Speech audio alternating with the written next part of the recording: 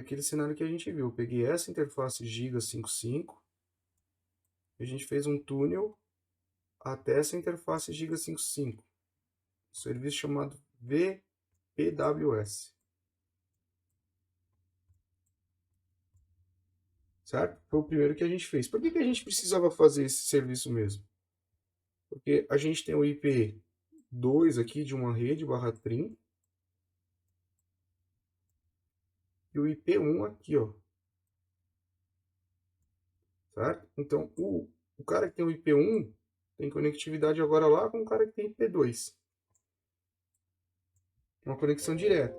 O IP route 9268.01.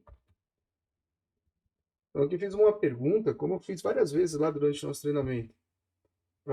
Você conhece a loopback lá do roteador setor 1 aqui, né? Ele me falou, conheço por OSPF. Olha o que que muda aqui bastante de um roteador para o outro. Quem se lembra o que é essa informação aqui?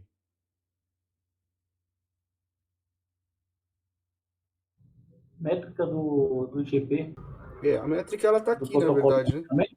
A métrica ela tá aqui. Esse aqui é a distância administrativa, né? Ah, sim. O SPF no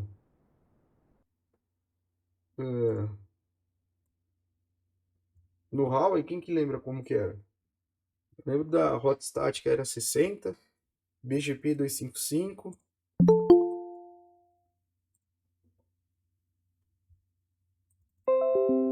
Eu não passei a colinha para vocês ainda, né? Então por isso que não vou cobrar tanto. Mas esse aqui é o que eu brinquei, que eu brincava com vocês, que é um perigo, porque não tem um padrão, né? Então a gente viu uma tabelinha onde o Juniper, onde o Cisco, o MikroTik, o Huawei, né? Enfim, se você pegar qualquer outro tipo de roteador, eles têm a distância administrativa aí nem sempre iguais, né? Então é o que muda bastante.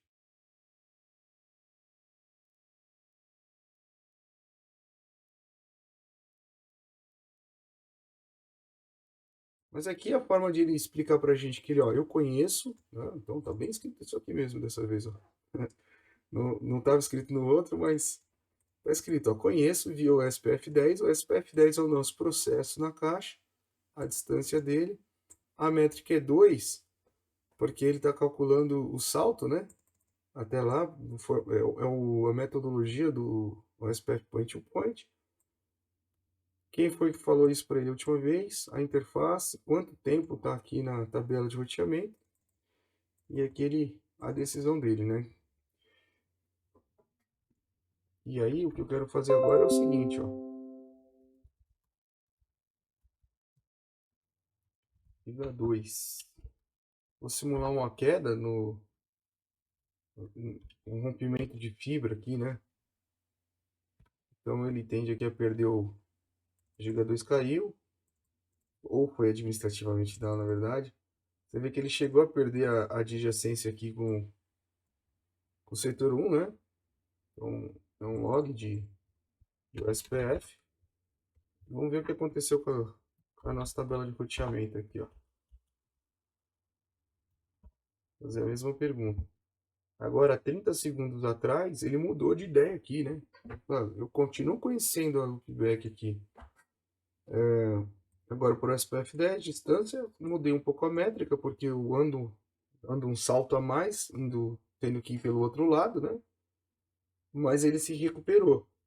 E se você for ver o que aconteceu lá com os nossos serviços do MPLS, eles também transitaram junto, ou comutaram, né? Esse aqui é o nível de resiliência que a gente tem na nossa rede. Então, o que aconteceu com aquele VPW lá? Provavelmente se restabeleceu pelo outro caminho, tá? Então, se você pegar o nosso cliente final,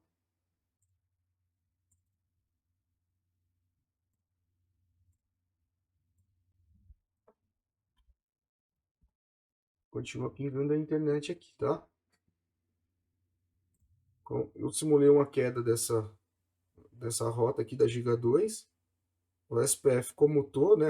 Prendeu a loopback desse cara para cá. O serviço lá, o VPWS, também comutou junto. E esse cara continua com conectividade tranquilo, né? Na, na rede. Deixa eu voltar aqui.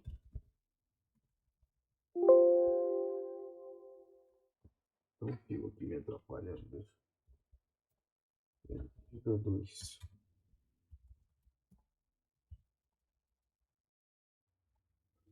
Essa é a pergunta que eu queria fazer.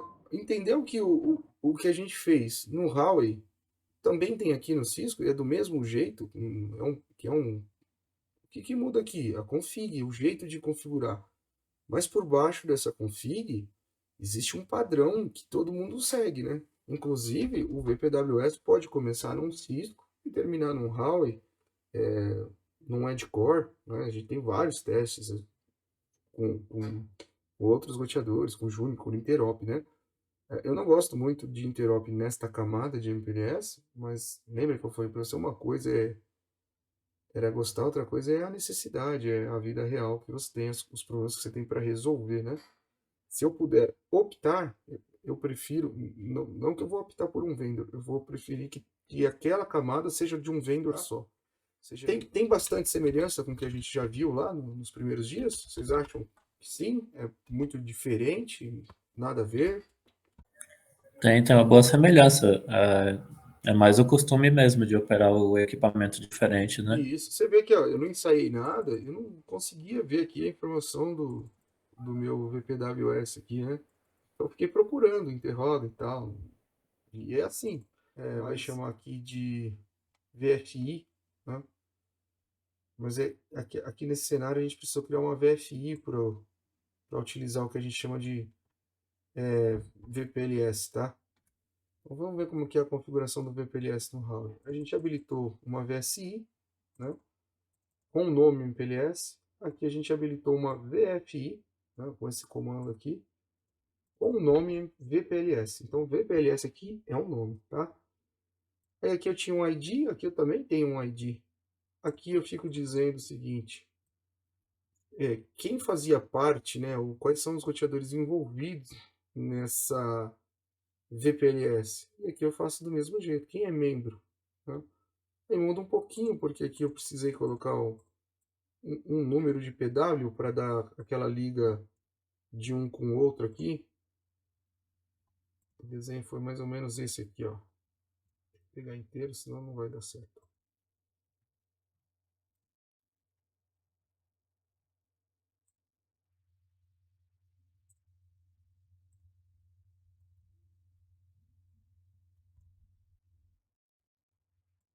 O desenho era mais ou menos esse aqui, né? Então, do roteador central a gente ia para o setor 2, né? Então, aqui o setor 2 e procurava o PW2, né?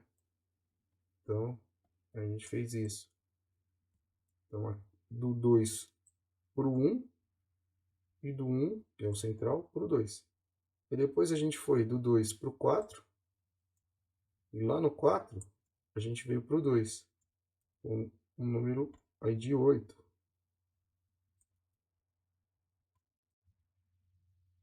E depois aqui do roteador 4 a gente procurou o 1 e lá no 1 a gente procurou o 4 com PW4. E aí a gente fez a nossa VPN ponto multiponto, né? Em Layer 2. Em Layer 2 porque os IPs não fazem parte, né? Do cenário aqui. Quem está envolvido nesses caras são esses servidores. Então a gente tem o IP 10.0.0.1 aqui, 10.0.0.2 aqui e 10.0.0.3 aqui, né? Espero eu com conectividade, por exemplo. 10.0.0.2. Então dessa estação aqui, eu estou pingando este cara que está simulando a mesma rede, né? O 3. E aí eu falei para vocês que VPLS eu gosto um pouquinho de parcimônia, né? Você precisa saber exatamente se ele está ativando. Eu não gosto, por exemplo, de vender, né, uma conexão VPLS, porque eu não gosto quando ela tem fronteira com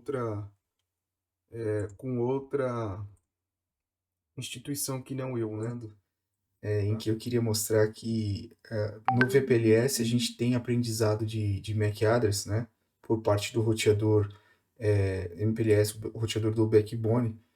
Por isso eu queria recomendar que esse cenário fosse aplicado sempre com parcimônia, pensar um pouco para tentar dominar a situação com que ele é aplicado, tá?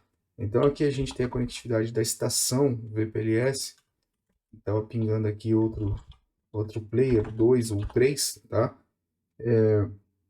Enfim, se a gente consultar a tabela ARP dessa estação, a gente vai ter aqui os IPs em qual a gente se relaciona, né? Ou seja, a camada de rede está entre esses elementos. Então, o ARP é o cara que vai me ajudar a fazer a transição do IP para o MAC address, né?